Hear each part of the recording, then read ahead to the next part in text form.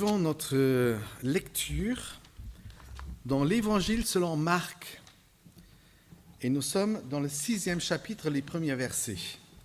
Marc, chapitre 6, les versets 1 à 5. Et parce que le même texte se trouve également dans l'Évangile selon Luc, j'ai combiné les deux textes, Luc chapitre 4, versets 14 à 30. Et le thème que j'ai choisi pour la prédication d'aujourd'hui, c'est même pas vrai. C'est même pas vrai. On va parler de l'incrédulité. C'est même pas vrai. Et le thème, c'est l'incrédulité. Mes amis, j'ai 4 tableaux avec les textes. Est-ce que quelqu'un voudrait nous faire la lecture, s'il vous plaît? Voilà. Jésus se rendit à Nazareth où il avait été élevé et, conformément à son habitude, il rentra dans la synagogue le jour du sabbat. Il se leva pour faire la lecture et on lui remit le livre du prophète Ésaïe. Il le déroula et trouva l'endroit où il était écrit « L'Esprit du Seigneur est sur moi, parce qu'il m'a consacré par onction pour annoncer la bonne nouvelle aux pauvres. Il m'a envoyé pour guérir ceux qui ont le cœur brisé, pour proclamer aux prisonniers la délivrance et aux aveugles le recouvrement de la vue, pour envoyer libres les opprimés, pour proclamer une année de grâce du Seigneur. » Ensuite, il roula le livre, le remit au serviteur et s'assit. Tous ceux qui se trouvaient dans la synagogue avaient les regards fixés sur lui. Alors il commença à leur dire « Aujourd'hui, cette parole de l'Écriture que vous venez d'entendre est accomplie. » Beaucoup de gens l'entendirent. Ils étaient étonnés et disaient « D'où cela lui vient-il ? Quelle est cette sagesse qui lui a été donnée ? Et comment de tels miracles se font-ils par son intermédiaire ? N'est-il pas le charpentier, le fils de Marie, le frère de Jacques, de José, de Jude, de Simon ? Et ses sœurs ne sont-elles pas ici parmi nous ? » Et il représentait un obstacle pour eux. Mais Jésus leur dit « Un prophète n'est méprisé que dans sa patrie, parmi ses parents et sa famille, dans sa famille. Il ne put faire là aucun miracle, si ce n'est qu'il guérit quelques malades en posant les mains sur eux, et il s'étonnait de leur incrédulité. » Ils furent tous remplis de colère dans la synagogue.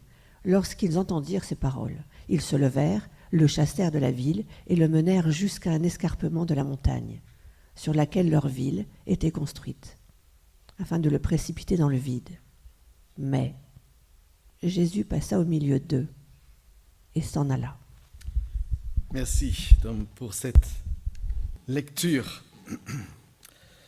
Écoutons donc encore une fois le témoignage unanime des gens de Nazareth, la ville natale même de Jésus, où il a vécu. La famille de Joseph et de Marie, ville natale où Jésus a passé toute son enfance et sa jeunesse. Là où il a grandi, là où il a appris de son père le même métier, le métier du charpentier. Et un jour, le sabbat, dans la synagogue, la prédication de Jésus laisse les gens qui le connaissent tellement bien stupéfaits. C'est pour la première fois que Jésus enseigne dans la synagogue chez lui à Nazareth. Son enseignement remplissait les gens qui l'écoutaient d'étonnement. Verset 2, ils étaient même très étonnés. Je me souhaite que mes prédications pouvaient ressembler un peu à la prédication de Jésus. De vous étonner, vous aussi, et moi le premier. D'ailleurs, si nous lisons l'Évangile selon Marc, nous voyons qu'il insiste beaucoup sur la parole prêchée. Il a fait commencer le ministère de Jésus par une prédication en Galilée, dans la synagogue de Capernaum. Et puis aujourd'hui, nous le voyons de nouveau dans une synagogue prêchée dans sa ville natale. Et cet évangile qu'il prêche, Jésus, veut nous montrer qu'il est le plus important à retenir pour nous-mêmes. Ce ne sont pas les miracles, mais c'est le message même, l'évangile, la bonne nouvelle, qui cherche des cœurs qui veulent bien le recevoir. Parce que le message de Jésus est un message de délivrance. Le message de Jésus voudrait nous délivrer. C'est donc l'évangéliste Luc, en chapitre 4, à partir du verset 18, qui donc nous fait connaître le texte de la lecture du jour dans la synagogue. Et le texte que Jésus prend et lire à partir d'un rouleau, c'est le livre du prophète Isaïe. Et il lit le chapitre 61, les premiers versets. « L'Esprit du Seigneur, dit Jésus, repose sur moi pour annoncer la bonne nouvelle, l'évangile.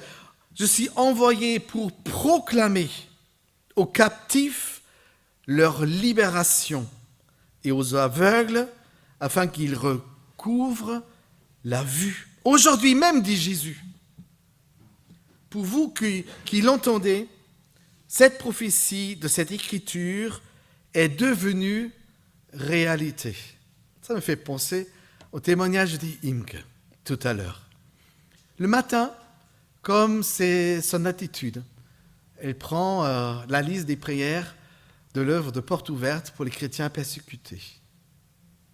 Elle prie avec foi afin que ce pasteur américain puisse être libéré.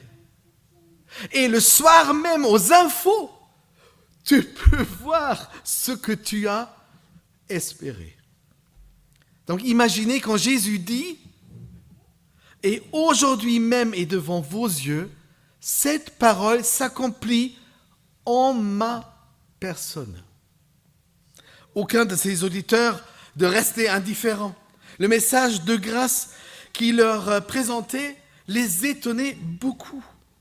Le message que Jésus délivre, ce message se veut, non, elle est dans sa nature, l'évangile, la bonne nouvelle pour ceux qui l'entendent et qui veulent le recevoir. Parce qu'entendre, c'est une chose. S'étonner de quelque chose, c'est une autre chose. Mais recevoir personnellement, pour toi-même, ce que tu entends, ça, c'est une toute autre affaire. Là, ce que tu entends devient personnel. Est-ce que vous comprenez bien la portée spirituelle quand Jésus dit « Cette parole s'accomplit dans ma personne même, parce que l'Esprit de Dieu repose en moi. » Est-ce que vous comprenez cette portée spirituelle, l'ampleur et même les conséquences de ce que Jésus voudrait dire? Jésus dit à ce moment-là des choses qu'aucune personne n'a jamais prononcées lui-même, sur lui-même, que l'Esprit de Dieu repose sur lui-même, que le Messie est venu, que Jésus est le Messie, le Sauveur, venu accomplir cette parole en ce jour même. Les paroles de Jésus sont bouleversantes. Les paroles de Dieu se veulent bouleversantes. Ce n'est pas une simple écoute, une simple lecture pour enrichir notre intellectuel, notre connaissance. Cette parole voudrait nous déranger. Cette parole ne voudrait pas simplement rentrer dans les oreilles, mais dans les oreilles, une fois montée dans le cerveau, si c'était possible, mais surtout descendre la plus grande distance qui existe dans le monde. Et ne pensez pas dans l'univers des distances entre les planètes, les univers autres, la plus grande distance à parcourir, la plus compliquée est longue de à peu près 35-40 cm. Et c'est exactement la distance entre nos oreilles et notre cœur. C'est là où finalement la parole de Dieu voudrait aboutir, dans nos cœurs. Elle bouleverse toutes nos idées reçues. Elle veut bouleverser toutes nos idées reçues, parce qu'avec nos anciennes idées, notre ancienne manière de vivre, ce qui sont devenus les concepts pour notre vie, nous n'allons jamais rencontrer dans ce que l'Esprit de Dieu a préparé pour nous. Il faut écouter d'une manière nouvelle. Il faut recevoir la parole d'une manière nouvelle. Cette parole voudrait même s'aimer le doute dans notre vie. Est-ce bien entendu? Est-ce que c'était jusqu'alors la bonne manière de vivre? Est-ce que c'était jusqu'alors la bonne manière de croire? Oui, la parole de Dieu voudrait nous le bouleverser et nous pose des questions. Et les habitants, les amis de Nazareth, ils ne se sont pas trompés, ils ont bien compris. Seulement, voilà, à Nazareth, celui qui leur parle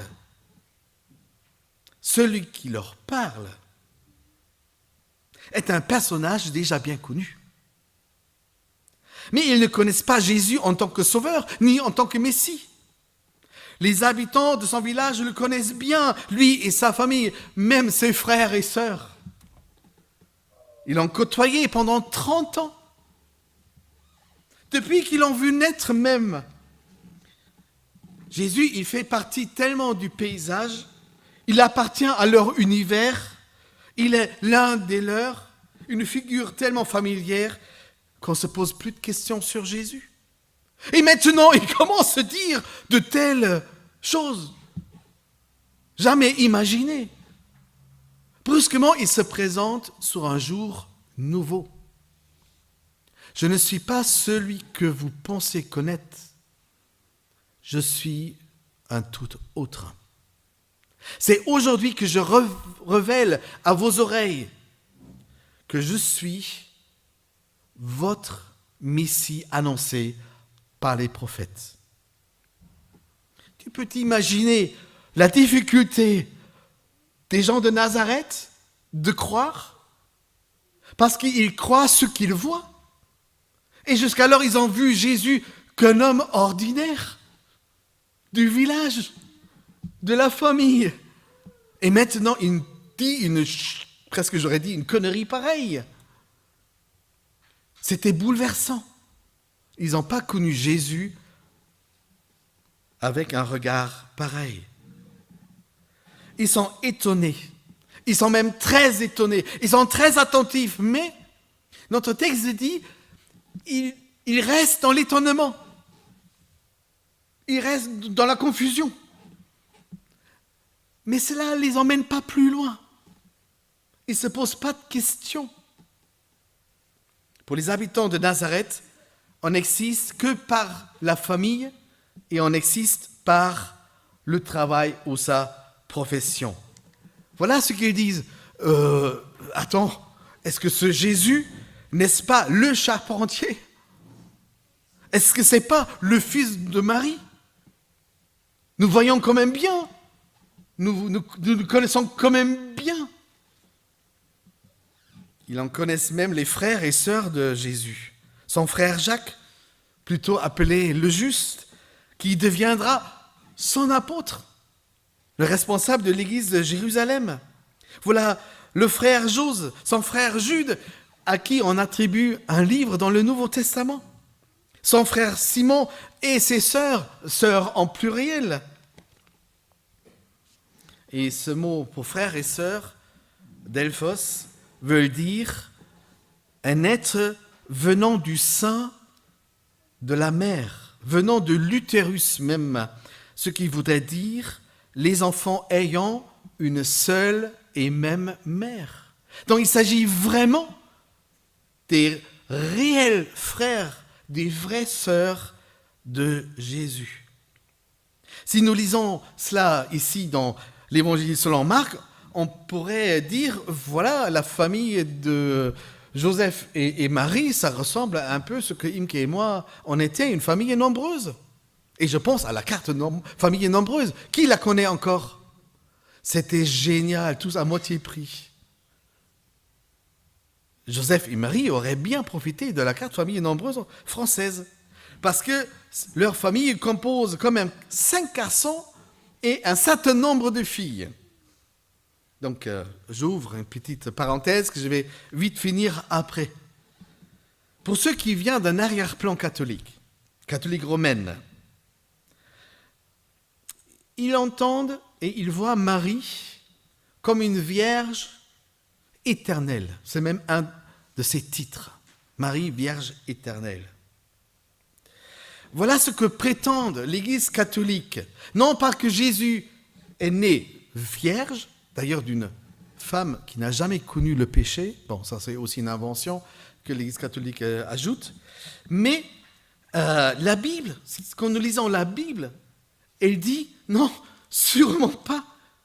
Elle était vierge quand elle a enfanté Jésus, mais elle n'est pas restée vierge après.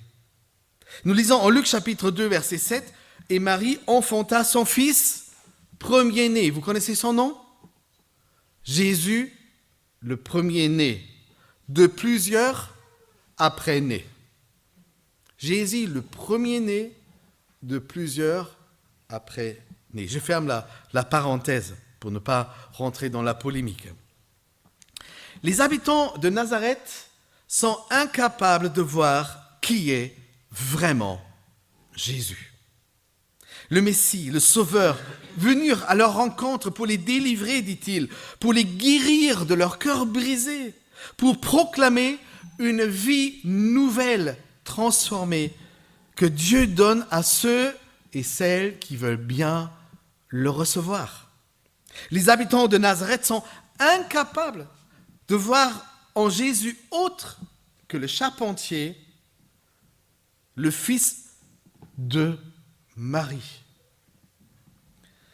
On le sait que ce comportement est très répandu dans nos jours et peut-être c'est même un réflexe qui est le tien. Ils sont nombreux ceux qui aujourd'hui ne prennent compte des critères extérieurs d'une personne. On connaît que peu de choses et que ce que cette personne représente par son extérieur. Par son origine sociale, par exemple, ou par son origine familiale ou confessionnelle. On fait vite le tour et dit « je te connais ». Et finalement, qu'est-ce qu'on connaît ? Ton visage ? Comment tu bouges ? Avec quoi que tu portes comme vêtements ? Peut-être un peu de te dire, mais très très souvent, nos connaissances ne vont pas plus loin.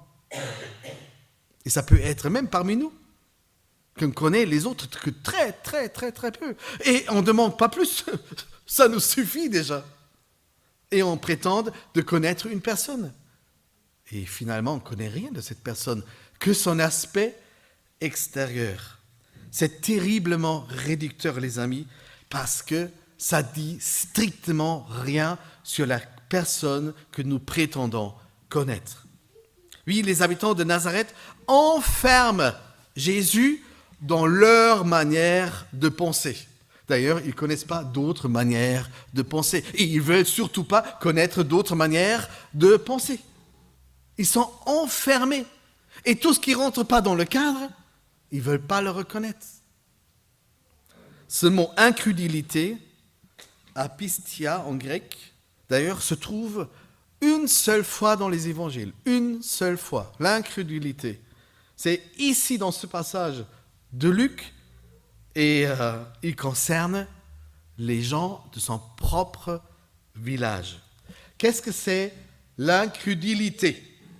Ce texte nous montre que l'incrédulité est le contraire du doute. Retenez cela. L'incrédulité, c'est le contraire du doute. Je vais m'expliquer. Les gens de Nazareth ne doutent pas. Ils sont tellement sûrs d'eux-mêmes. Ils sont déjà sûrs d'eux-mêmes. Tellement sûrs de tout savoir sur Jésus. Ils font aveuglément confiance à leur propre capacité de compréhension. Ce que je comprends doit être réel. Non. Non. C'est peut-être ta réalité, mais ce n'est pas la réalité. C'est peut-être ta façon de voir et de comprendre, mais ce n'est pas la réalité. C'est ce que tu voudrais voir et comprendre et croire, mais ça ne répond pas à la réalité des choses. Rien ne peut ébranler leur certitude. Et ça, c'est l'incrédulité. On ne croit pas autre chose qu'on la croit déjà. On ne met pas en doute nos croyances. On ne se pose plus même la question. Ça, c'est l'incrédulité. Seulement, il y a un problème de taille même. Leurs présupposés sur qui est Jésus sont complètement faux. Et donc, tous les raisonnements de qui est vraiment Jésus et de ce que Jésus voudrait être pour eux, leur Messie, est faux, ça aussi. À cause de cela, Jésus ne peut pas les rejoindre.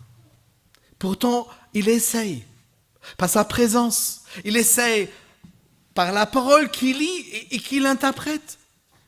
Il le fait parce qu'il se présente venu Messie et Sauveur, envoyé de Dieu, qu'il est pour eux.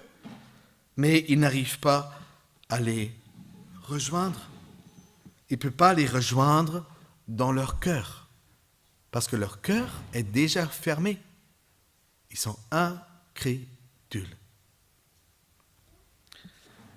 En Luc, chapitre 4, nous lisons, en entendant ces paroles, tous ceux qui étaient dans la synagogue se mirent en colère. Ils s'élèvent, entraînèrent Jésus hors de la ville jusqu'au sommet de la montagne sur laquelle était bâtie la ville, afin de le précipiter dans le vide. Et vous savez pourquoi? Celui qui dit « La parole de Dieu se réalise dans ma personne et l'Esprit de Dieu repose sur moi », c'est un blasphémateur. Il se prend pour qui? Qui va le croire? Et la peine de mort était la sentence pour les blasphémateurs. Il l'emmène jusqu'au bord de la falaise, prête à le jeter par-dessus. Et puis suit une phrase majestueuse. Et ça se termine, mais il passa au milieu d'eux, au milieu de la foule qui voudrait le mettre à mort. Il passe au milieu d'eux et ils sont là. Il s'en alla. Et cette dernière partie, il s'en alla. Les amis, c'est la phrase la plus cruelle que, à mon regard, à moi, se trouve dans l'Évangile. Je vais m'expliquer pourquoi c'est cruel. Ces paroles résonnent comme une chance perdue. Une chance perdue, les amis. La chance de leur salut. Perdue. Ils n'ont pas voulu la saisir. C'était leur choix. C'était leur aveuglement. C'était leur incrédulité. C'était leur concept qui les a enfermés dans leur croyance jusqu'alors, qui n'a pas voulu saisir cette nouvelle chance sur leur vie. Ils pensaient déjà profiter de la chance d'être enfant de Dieu. Mais aussi longtemps que tu ne reçois pas Jésus dans ton cœur, tu n'es pas devenu un enfant de Dieu. Tu appartiens peut-être à une culture chrétienne. Tu fréquentes peut-être une église parce que ça te plaît. Mais tu n'es pas encore devenu enfant de Dieu. Donc le salut n'est pas encore pour toi. Et eux, ils n'ont même pas voulu saisir. Et Jésus s'en alla. C'est définitif. Vous voyez? La perdition qui reste dans les lieux, la chance perdue. C'est l'appel de Dieu sur votre vie qui résonne encore aujourd'hui et résonne encore dans ce moment même. Vous l'entendez? Aujourd'hui, Dieu continue à nous appeler. Il continue à t'appeler. Les livres saints le disent aujourd'hui, si vous entendez la voix de Dieu. N'enfermez pas vos cœurs. C'est votre jour de chance. C'est le moment chanceux. La grâce de Dieu est prête à cela. Il faut que la saisir. L'accepter, prendre pour vous-même. Aujourd'hui, si vous entendez la voix de Dieu, n'enfermez pas votre cœur. Arrêtez votre course. Ne cherchez plus. Vous êtes devant, vous avez trouvé. Vous voulez prendre ou pas? C'est à prendre ou à laisser? C'est à prendre ou c'est à laisser? Et dans le verset 5, nous lisons que Jésus ne pouvait faire aucun miracle, à part de quelques personnes malades qui ont eu foi en lui. Quand même. Jésus ne pouvait faire aucun miracle. Imagine ta vie à toi. Et Jésus ne pouvait plus faire aucun miracle parce que tu n'as pas voulu saisir la chance aujourd'hui. Tu restes sans expérience, sans miracle, sans bénédiction, sans grâce, mais avec la pleine perdition qui est la tienne. On devrait être idiot, n'est-ce pas, de ne pas saisir ce moment. Et verset 5 termine: Jésus est pour la première fois dans sa vie étonné. Non, il ne s'est pas attendu à une telle réaction des siens. Jésus s'étonne de leur incrédulité. Imagine que Jésus penserait la même chose sur ta vie, sur ta personne, qui s'étonne de ton incrédulité, parce que tu ne voudrais pas saisir la chance de le recevoir comme Messie et Sauveur dans ton cœur. Les amis, je vais conclure. Et si pour nous aussi, le remède à l'incrédulité, ce n'était pas à nous accrocher coûte que coûte à la foi que nous croyons d'avoir, mais au contraire, de ne pas craindre de nous mettre en situation de doute. De nous mettre en situation de doute, non pas vis-à-vis de Dieu, ne doutons pas de Dieu, ni de sa parole, mais vis-à-vis de toutes les représentations que nous avons l'habitude de nous faire du monde qui est le nôtre, du monde autour de nous. Je dirais même de nous-mêmes, des autres, de ce que nous voulons comprendre de la parole de Dieu ou des manifestations du Saint-Esprit. Ah, si seulement les habitants de Nazareth avaient pu douter de leur incrédulité, cela aurait déjà contribué à les sauver. Mais, dit le texte, ils en étaient incapables. Ils croyaient trop en eux-mêmes, à leur propre faculté de jugement. Ce Jésus de Nazareth que nous connaissons, que nous croyons connaître, n'est sûrement pas celui qu'il dit de l'être. Celui qui est venu au nom de Dieu, celui sur lequel l'Esprit du Seigneur repose, celui qui est loin de Dieu pour annoncer cette bonne nouvelle aux pauvres. Celui que Dieu a envoyé dans ce monde, qu'il a envoyé dans ton monde et dans le mien, pour guérir ceux qui ont le cœur brisé. Et tout à l'heure, je parlais avec une personne qui se disait blessée, pour proclamer aux captifs la délivrance et aux aveugles le recouvrement de leur vue, pour renvoyer libres ceux qui sont opprimés et pour publier une année, une nouvelle ère de grâce du Seigneur sur leur vie. Toute cette mission décrit un changement d'une situation enfermée pour ouvrir un chemin dans une nouvelle liberté. Jésus était si proche d'eux en ce jour-là, et pourtant, ils étaient incapables de saisir le plus important message pour leur vie. Ils ont été incapables d'entendre le message de leur salut, le message du salut qui ne cherche que toucher les cœurs, le cœur de ceux qui sont perdus. Ils voulaient rester emmurés dans leur propre conception des choses. Ils étaient prisonniers de leur propre subjectivité. Et nous arrive-t-il encore d'être étonnés et dérangés dans notre foi? Est-ce que nous sommes encore capables d'être dérangés dans notre foi? Ou est-ce que nous croyons d'avoir fait le tour et de tout connaître déjà? Et dans ce cas, comment réagissons-nous? Est-ce que nous nous contentons d'une réponse rapide, superficielle, une réponse qui nous satisfait sans vraiment comprendre, simplement pour rester dans nos certitudes à nous? Ou bien sommes-nous prêts à laisser Jésus changer, à laisser Jésus toujours renouveler notre regard de qui il est vraiment et qu'il est pour nous?